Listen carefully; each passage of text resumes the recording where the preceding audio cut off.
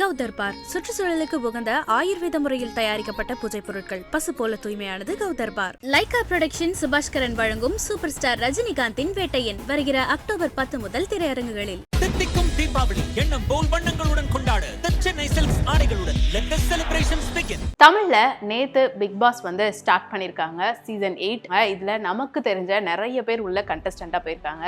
So நம்ம தமிழை பார்த்துட்டு இருக்க இந்த நேரத்தில் அப்படியே ஹிந்தி பக்கம் போனோம் அப்படின்னா ஹிந்திலையும் பிக் பாஸ் 18 சீசன் 18 ஸ்டார்ட் பண்ணியிருக்காங்க. ஸோ இந்த பிக் பாஸ் சீசன் 18ல் ஒரு தமிழ் பொண்ணு கண்டஸ்டண்ட்டாக போயிருக்காங்க.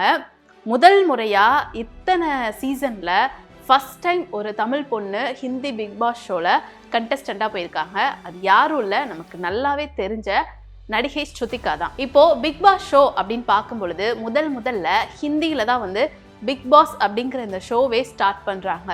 அங்கே ஸ்டார்ட் பண்ண ஒரு ஷோ இப்போ தமிழ், தெலுங்கு, மலையாளம், மராத்தி அப்படின்னு பல மொழிகளில் இந்த பிக் பாஸ் ஷோ நடந்துட்டு இருக்கு. என்னதான் பல மொழிகளில் நடந்தாலுமே ஹிந்தியில் நடக்கிற அந்த பிக் பாஸ் ஷோ தான் எப்போவுமே டாப்பில் இருக்கும்.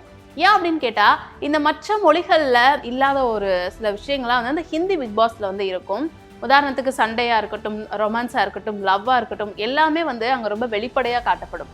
ஆனால் நம்ம தமிழில் அப்படின்னு பார்க்கும் பொழுது அந்த மாதிரிலாம் கிடையாது. கொஞ்சம் எதை காட்டணுமோ அந்த மாதிரி சில விஷயங்களை ரெஸ்ட்ரிக்ட் பண்ணியிருப்பாங்க. ஸோ இதெல்லாம் தாண்டி ஹிந்தியில் நடக்கிற இந்த பிக் பாஸ் ஷோவை சல்மான் கான் தான் ஹோஸ்ட் பண்ணுறாரு. ஸோ ஹிந்தியில் முதல் முறையாக ஒரு தமிழ் பெண் ஸ்ருதிகா கண்டஸ்டண்ட்டாக உள்ளே போயிருக்காங்க. ஸ்ருதிகா அவங்கள பற்றி பார்க்கும் பொழுது ஸ்ருதிகா தேங்காய் ஸ்ரீனிவாசனுடைய பேத்தி. அது மட்டும் இல்லாமல் இவங்க அவங்களுடைய 14 வயசுலேயே நடிக்க வந்தாங்க. அப்போது அவங்க முதல்ல நடித்த படம் ஸ்ரீ. இந்த படத்தில் சூர்யா அவர்களோட ஜோடியாக நடித்தாங்க. ஆனால் இவங்க நடித்த படங்கள் பெருமளவில் அப்போ ஓடலை. நான் நடித்த படம் எல்லாமே ஃப்ளாப் தான் அப்படின்னு அவங்களே சில இன்டர்வியூஸில் ரொம்பவே ஓப்பனாக பேசியிருப்பாங்க. ஸோ இவங்க தமிழில் ஒரு சில படங்கள் நடித்தாங்க. இடையில இவங்களுக்கு திருமணமான உடனே இவங்க இந்த படங்கள் சினிமாவை விட்டே கொஞ்சம் விலகி இருந்துட்டாங்க, ஒரு பிரேக் எடுத்துட்டாங்கன்னே சொல்லலாம். கொஞ்ச நாளைக்கு அப்புறம் ஒரு கம்பேக் கொடுக்குறாங்க திரும்ப மீடியாக்குள்ள. ஸோ எப்படி வராங்க அப்படின்னா குக் வித் கோமாளி அப்படிங்கிற ஒரு ஷோவில் ஒன் ஆஃப் தி கண்டஸ்டண்ட்டாக வராங்க. இவங்க குக்காக வராங்க. பட் இவங்க இந்த குக் வித் கோமாளி ஷோ வந்ததுக்கப்புறம் இவங்களுக்கு ஏகப்பட்ட ஃபேன்ஸ் எல்லாருமே வந்தாங்க. ஏன் அப்படின்னு பார்த்தீங்கன்னா இவங்க ரொம்ப இன்னசென்ட்டானவங்க, அதே மாதிரி பயங்கரமாக ரகலை பண்ணுவாங்க. அந்த குக் வித் கோமாளி ஷோவில் கோமாளியை விட இவங்க தான் பயங்கரமாக ரகலை பண்ணுவாங்க. இவங்க குக்கா இல்லை கோமாளியா அப்படின்னு தெரியாத அளவுக்கு ரொம்பவே துருன்னு ரொம்ப இன்னசென்ட்டாக பேசிட்டு அவங்களுக்கு மனசில் என்ன தோணுதோ அதை ஓப்பனாக பேசுவாங்க. ரொம்ப ஜாலியான ஒரு டைப்பாக இருந்தாங்க.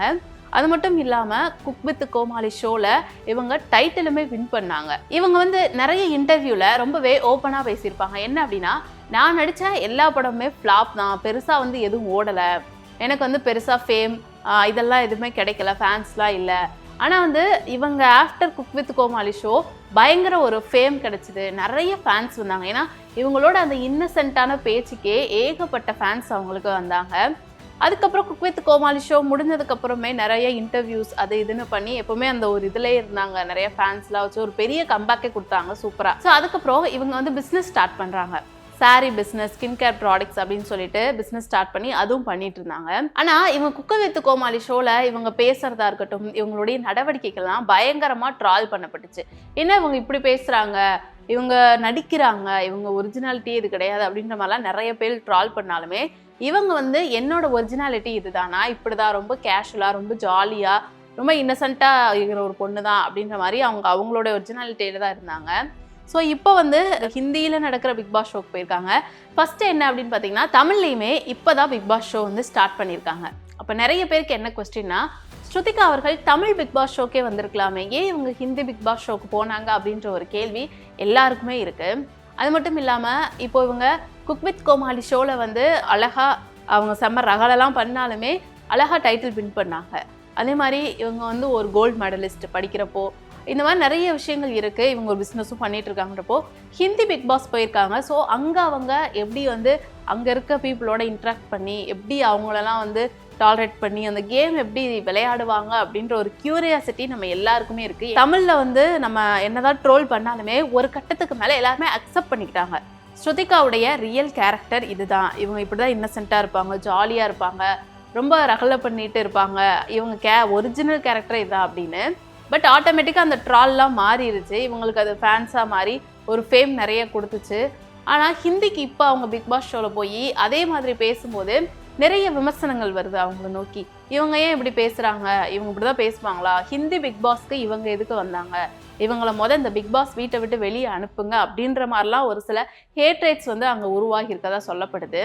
ஸோ அங்கே இருக்கவங்களுக்கு வந்து இங்கே இருக்க தமிழ் ஃபேன்ஸ், அவங்களுடைய தமிழ் ஃபேன்ஸ் எல்லாருமே நாங்கள் அவங்களுக்கு சப்போர்ட் பண்ணுவோம், அவங்க வந்து எலிமினேட் ரவுண்டுக்கு வந்தாலுமே நாங்களாம் ஓட் பண்ணி அவங்கள வந்து உள்ளே இருக்க வைப்போம் 100 நாள் அப்படின்னு இங்கே இருக்க அவங்களுடைய தமிழ் ஃபேன்ஸ் சொல்கிறதாகவும் நம்ம கேள்விப்பட்டுருக்கோம். அது மட்டும் இல்லாமல் மேடையிலேயே வந்து ஸ்ருதிகா வந்து சல்மான் கானையே தமிழில் பேச வச்சாங்க அப்படின்னு சொல்கிறாங்க. ஸோ ஸ்ருதிகா வந்து ரொம்ப துருதுருன்னு இருக்க கேரக்டர். வெளியே வந்து அவங்க வந்து யார்கிட்டயே கோவப்பட்டு நம்ம பார்த்ததில்ல, ரொம்ப ஜாலியாக தான் பேசுவாங்க, ரொம்ப அன்பாக கைண்டாக இருக்க ஒரு person. But Bigg Boss show அப்படின்னு வரும்போது எல்லாருக்குமே ஒவ்வொரு முகம் இருக்கும். அந்த ஒவ்வொரு முகமுமே அந்த பிக் பாஸ் ஷோவில் கண்டிப்பாக வெளிப்படும். ஸோ ஸ்ருதிகா வந்து அங்கே எப்படி அந்த கேமை விளையாட போகிறாங்க, என்ன மாதிரியான கான்டென்ட்லாம் அவங்க கொடுக்க போகிறாங்க, அவங்க என்ன ஸ்ட்ராட்டஜி வச்சுருக்காங்க அந்த பிக் பாஸ் ஷோ விளையாடுறதுக்கு அப்படின்லாம் வந்து நமக்கு இன்னுமே தெரில. பட் அந்த ஷோ பார்க்கும்போது தான் தெரியும். ஸோ எல்லாருமே ஒரு கியூரியாசிட்டியோட வெயிட் பண்ணிட்டு இருக்காங்க. ஸ்ருதிகா வந்து எப்படி இந்த கேம் விளையாட போகிறாங்க, கண்டிப்பாக அவங்க வந்து ஜெயிச்சுட்டு தான் வரணும், title winner, Bigg Boss season 18 title வின்னராக அவங்க வரணும், ஹிந்தியில் வந்து இவங்க டைட்டில் வின் பண்ணணும் அப்படின்னு நிறைய பேர் வந்து அவங்களுடைய ஃபேன்ஸும் நினச்சிட்டு இருக்காங்க. ஸோ நம்ம வெயிட் பண்ணி தான் பார்க்கணும். அண்டு இதே மாதிரி வேறு ஏதாவது டாபிக்ஸ் பற்றி பேசணும் அப்படின்னாலும் கீழே கமெண்ட் பண்ணுங்கள். தேங்க்யூ. வெல்கம் டு நம்ம ஒரு மங்கை ஷோ. அண்ட் ரொம்ப ப்ரௌடாக இருக்குது உங்களை வந்து எங்கள் ஷோவில் வந்து இன்வைட் பண்ணுறதுக்கு. அண்ட் ஃபர்ஸ்ட் கொஸ்டின் என்னன்னு பார்த்தீங்கன்னா, எப்படி இந்தியாவுக்கு வந்தீங்க அண்ட் ஆல்சோ பர்டிகுலர்லி தமிழ்நாடுக்கு எப்படி வந்தீங்க? நாங்கள் வரலைங்க, நம்ம அப்பா அம்மாவும் வந்தாங்க. ஆரவேல் ஆரம்பிச்சதுக்கு அவங்க வந்து மொத ஜனம் வந்தாங்க 69. ஆமாம் 69. அதாவது ஆரவில்ல இந்த ஃபர்ஸ்ட் லைக் பைனியர்ஸா அவங்க வந்தாங்க. ஓகே. எங்கள் அம்மாவுக்கு 19 வயசு, எங்கள் அப்பாவுக்கு 24 வயசு. அப்போ அவங்க வந்தாங்க. அப்போ எங்கள் அக்கா எங்கே பிறந்தாங்க, நானும் இங்கே பிறந்தேன். ஸோ ஃபுல் பார்ன் அண்ட் பாட்டப்லாம் இங்கே தான். எங்கே படிச்சிங்க? இங்கே படிச்சோங்க. நாங்கள் எடின்சாவடியில் படித்தோம், ஒரு சின்ன ஊர் கிராமத்தில். வர வழியில தான் நாங்கள் பார்த்தோம் எடியாஞ்சாவடி. அங்கே தான் படிச்சிங்களா? அடடடா, super madam. And also first உங்களுக்கு தமிழை பற்றி நான் ஒன்று கேட்கணும்னு நினச்சேன். நீங்கள் பேசுகிற தமிழ் இருக்குல்ல, அது வந்து ஒரு மாதிரி சுத்தமாக இருக்குது, கேட்கும் போதே ஒரு மாதிரி ப்ளசண்ட்டாக இருக்குது. ஆனால் நான் பேசுகிறதுல நீங்கள் நோட் பண்ணி பார்த்துருவீங்க, it's by the by what to say, இந்த மாதிரி லைட்டாக இங்கிலீஷ்லாம் வரும். ஸோ அது எப்படி மேடம், லைக் நீங்கள் கற்றுக்கிட்டது எப்படி, அவ்வளோ பியூராக எப்படி கற்றுக்குறீங்க? கிராமத்துலலாம் இங்கிலீஷ் பேச மாட்டாங்க தானே இப்போ ஓகே, எல்லாம் சேர்ந்துக்கினாங்க, இங்கிலீஷ் மீடியம் ஸ்கூல்லாம் இருக்குது. ஆனால் மொதல் எல்லாம் தமிழ் சுத்தமாக பேசுவாங்க. சிட்டியில் போனால் அந்த வந்து எல்லாம் இங்கிலீஷ் கலந்துட்டே இருக்கும், அப்போ தங்கிலீஷ் ஆகிடும். ஆனால் ஏன் அப்படி பேசுறீங்க எனக்கு புரியல. ஏன்னா தமிழ்னா ஒரு சுத்த மொழி, பழைய காலத்து மொழி. நீங்களாம் ரொம்ப சந்தோஷமா அந்த தமிழ் கற்றுக்கணும், ப்ரௌடாக இருக்கணும் உங்க கல்ச்சரு, உங்க தமிழ். ஏன்னா இங்கிலீஷ் உலகத்து ஃபுல்லாக இங்கிலீஷ் பேசுகிறாங்க, ஆனால் தமிழ் எங்கே பேசுகிறாங்க? இந்த இடத்துல தான் பேசுகிறாங்க. கௌதர்பார் சுற்றுச்சூழலுக்கு உகந்த ஆயுர்வேத முறையில் தயாரிக்கப்பட்ட பூஜை பொருட்கள், பசு போல தூய்மையானது கௌதர்பார். லைகா புரொடக்ஷன் சுபாஷ்கரன் வழங்கும் சூப்பர் ஸ்டார் ரஜினிகாந்தின் வேட்டையன் வருகிற அக்டோபர் 10 முதல் திரையரங்குகளில். தித்திக்கும் தீபாவளி எண்ணம் போல் வண்ணங்களுடன் கொண்டாட The Chennai Silks ஆடைகளுடன் let the celebrations begin.